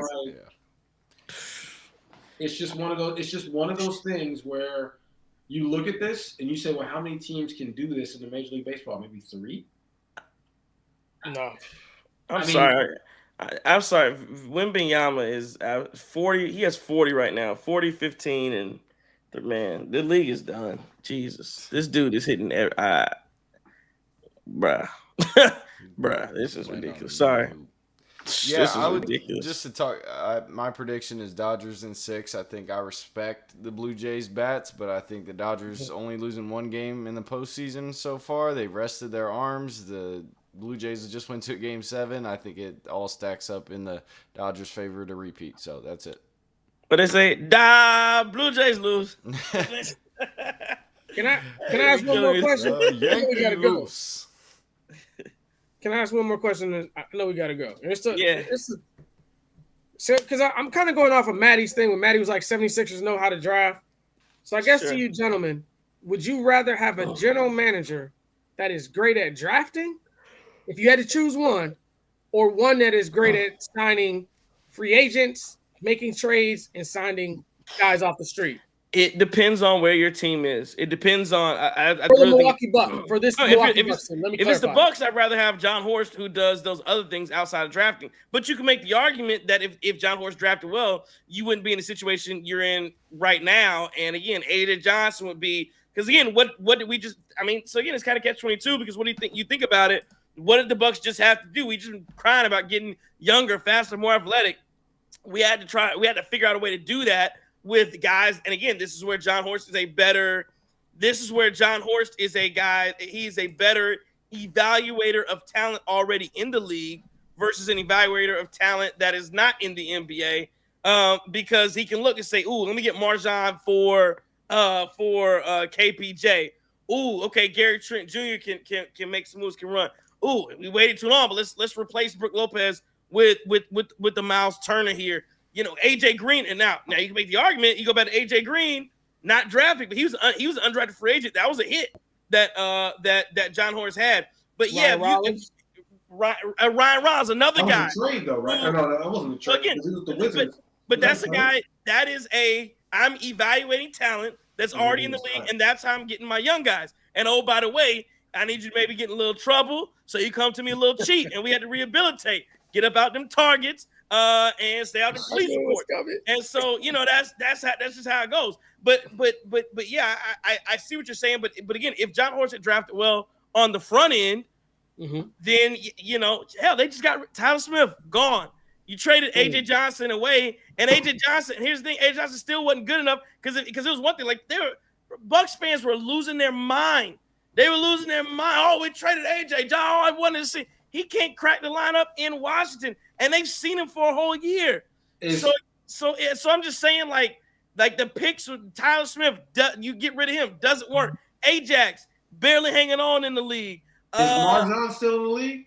Hell no. He got cut from the Blazers. Trash. Like it is trash after trash after trash after trash. And again, I get it. They're second round picks, a lot of them. But yeah, man, it is or late round first, whatever you want to call it. But yeah, man, it is rough. But again, my answer is yes. I would rather have John Horst doing what he does versus a guy who drafts well. Because you look at the damn. Don't tell me about the Sixers, who if they had a real GM, really should have traded. They traded for Paul George. Isn't the elephant in the room? So John Horst didn't draft him, right? Hell no, he didn't draft him. No, that was that's the elephant in the room with John Horst is like, yo, you kind of inherited an absolute superstar, and so it's a lot, which makes your life a bit easier with all these other moves that you're making. Well, John Horst was here though. He was there. He was there under Hammond when Giannis was drafted. That's what I'm saying is that the decision-making authority did not stop it in with him when it came to signing Giannis. So like that's just a key distinction with John Horst. Yes, I think he makes great moves in free agency. I think he makes big swings with trades. I think he makes moves. But I do think the elephant in the room is that, well, you did have Giannis to start your tenure as GM, which makes it a bit easier, right? It's like, of course, it's like an NFL GM, and you already got an elite QB. Like, I mean, I just think it makes it a bit easier because you already have that piece that you can build around. I mean, it makes it easier, JT, but also the pressure is much higher as well because if you don't win. Yeah, it is much easier to say, let me get you out of here and get somebody else in because I need a championship winner. Don't forget, John Horst made the move to go from Jason, get rid of Jason Kidd and brought in Mike Boonholm. That was a championship. That was a championship decision John Horst made. John Horst made the move to bring in Drew Holiday. That was a championship decision that John Horst made the decision to bring in PJ Tucker. That was a championship decision. So again, I get where you're going. No, I mean, that's true. 100%. But that's one thing you got to like about Horst is he's not afraid to work the phone. And that is what I like. He's not afraid to take big swings. He's not afraid. But what I don't understand is why are you hitting on 18 all the time when it comes to draft picks? Like, what are we doing? What are we doing with these draft picks? That's the issue. He's taking the big swing. We are hanging on for dear life, hoping that Andre Jackson Jr. is going to do something that we have not seen Andre Jackson Jr. do over the last 3 years. That's what we are doing right now. We are hoping and praying right now. Hey, Chris Livingston gone. Like it's all. It's that's what I'm saying. All of them. Yeah. Like, we are right. Our saving grace right now is Andre Jackson Jr. That is our saving grace. And technically, if you want to say Gary Bird, fine. Saving grace. If Andre Jackson Jr. is the answer, I don't want to know the question. That's what I'm saying. But you know what though? I am cautiously optimistic. Maybe that boy Mark Sears might be something. But he ain't even get drafted. He was undrafted. Yeah. Maybe Mark Sears might be something. He ain't even better than your boy Justin Marcus Howard. Sears. Same dude. I don't know. Well, Sears or they the same. Too small. Go ahead, Chris. I know you got some. I just don't know why it's always so overcomplicated when it comes to draft time. Like, I mean, I look at Terrence Shannon Jr. right now in the who was on the board. You look. What's your man's name out in Denver? Who was on the board from Dayton? Yeah, Tumani Kamara signed for 82 million. Kamara. Deron. Holmes. Deron Holmes on the board, stuff that makes sense. The problem with John Horst that I have is it doesn't even make sense. These guys he's drafted in the draft, it doesn't make sense. It's like in the draft pick, you look at all the available names and you see the guy he drafts. You go, who the hell is that? Right? Everybody starts to Google what the hell? College or stuff? Whatever. Like it's just too many reaches, like diamonds in the rough. And I'm not talking about at the top of the rough. He digging 10 feet deep. Oh yeah, this guy's it. And it's like, yo, it didn't have to be this complicated. There's all these other guys left on the board that I think are a little bit more predictable. What are we doing? Like, I don't understand. Are they throwing darts at the board to draft room or what? I don't know. That might go back to what Trey was saying as far as being part on that staff with seeing Giannis and develop and getting fortunate with that diamond that we have.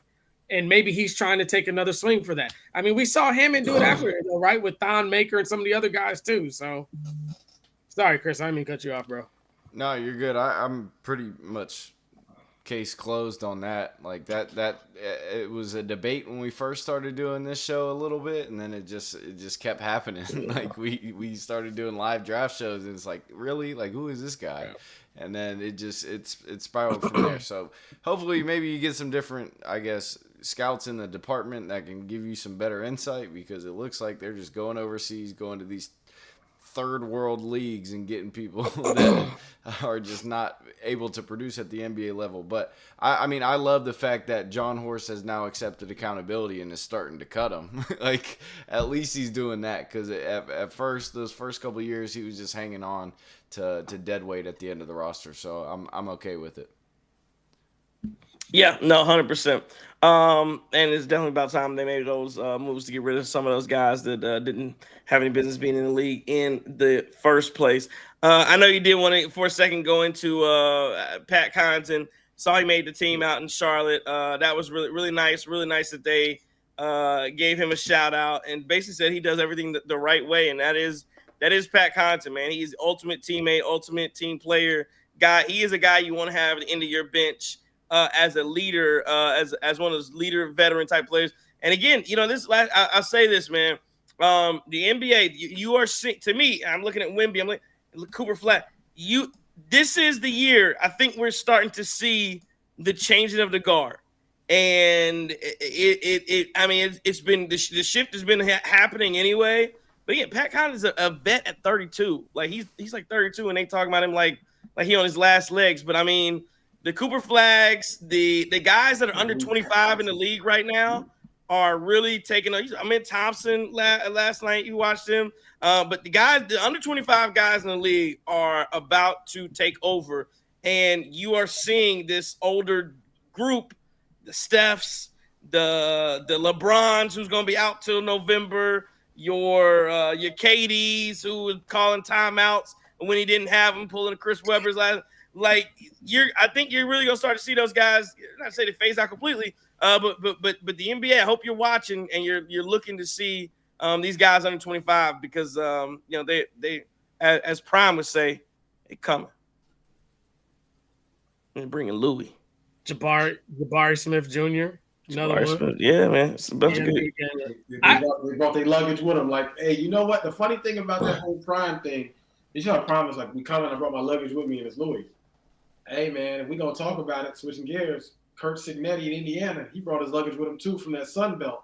He brought them JMU boys into Indiana, and they still record shop.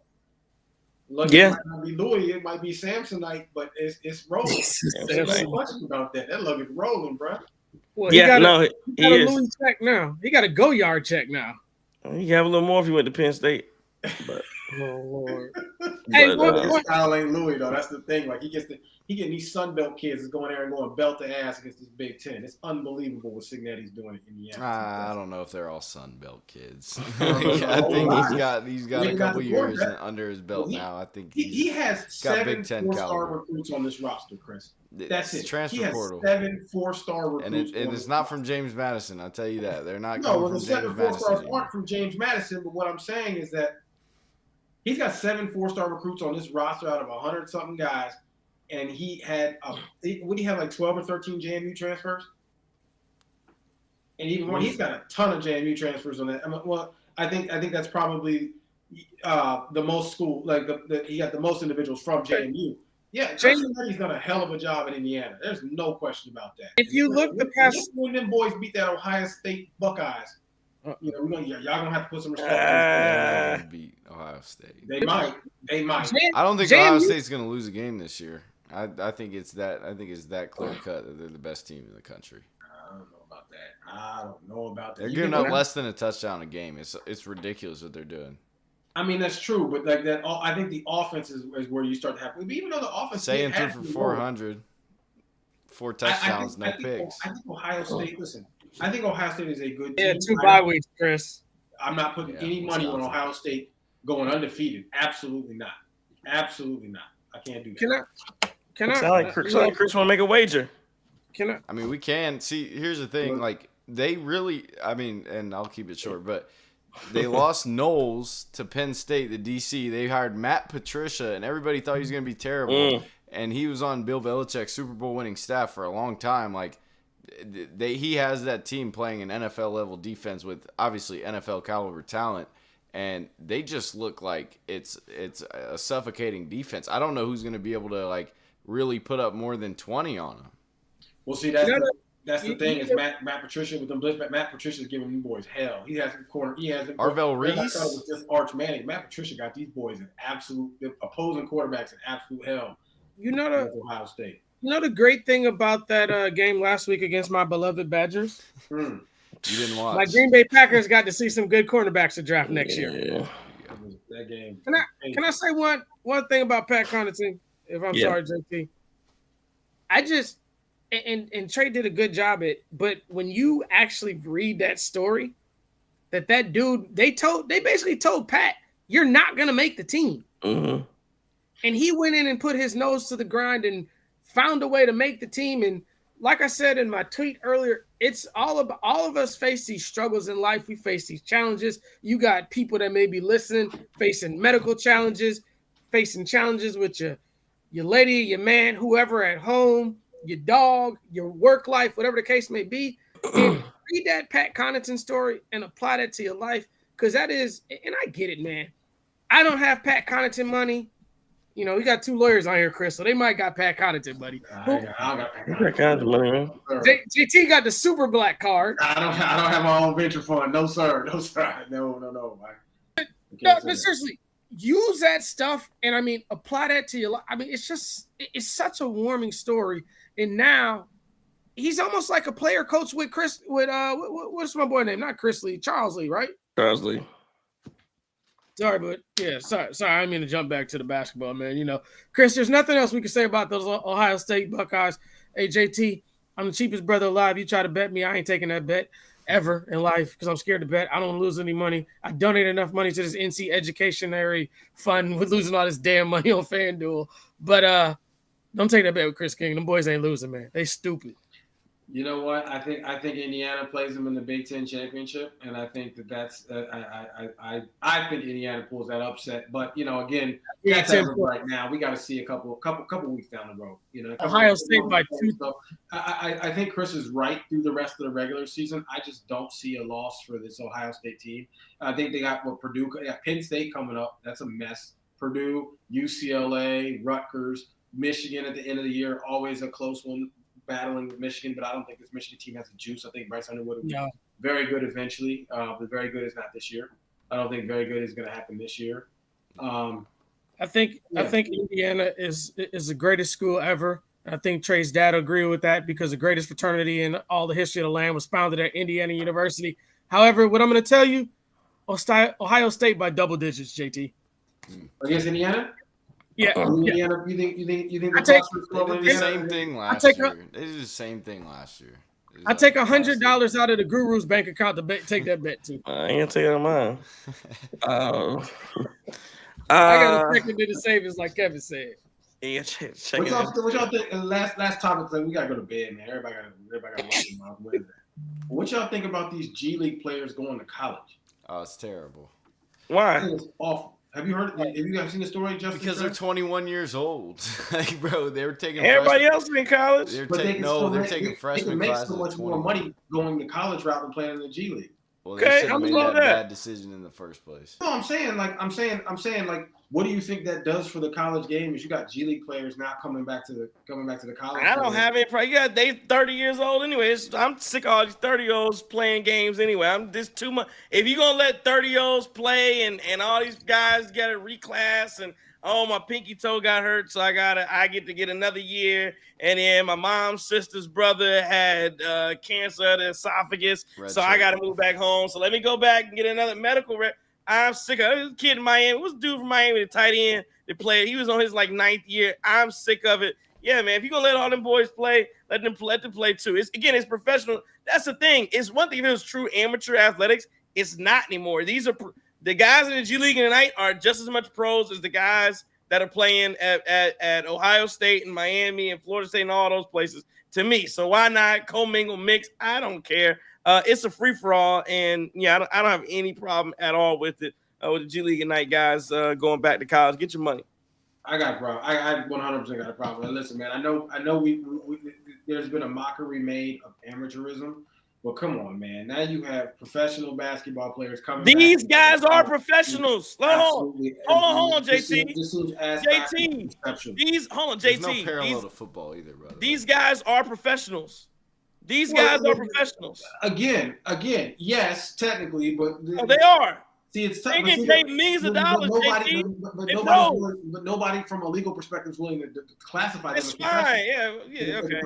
That's what I'm saying. There's a mockery about this amateurism because we all know what the situation is. Having said that, this league has gone out of its way to the NCAA litigation. No, we're not going to classify them as employees. We're not going to classify them as professionals. We're going to be students. We're going to be whatever. So you have this weird situation here where we all know they're professionals because they're getting paid like professionals and they're doing this, but for whatever reason they've said that they're not. But now you have actual true professionals coming back in and saying, okay, well now they're amateurs. How does that make any sense? Well, yeah, it doesn't make sense, but none of it makes sense. That's my whole, I'm just saying it's practically. The same thing with the overseas players coming into college now. They're doing that too. So, I get that part of it. I don't think any of it should be allowed. I genuinely think like it's insane to go to a certain professional league and then come back at over 18 when there's kids in high school still getting recruited and they're going to come in at a true freshman age when now there's true freshmen at 21, 22 years old. I think that's kind of wild.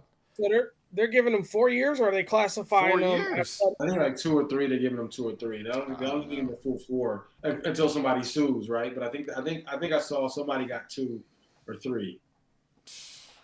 Hey, I don't have no problem with it.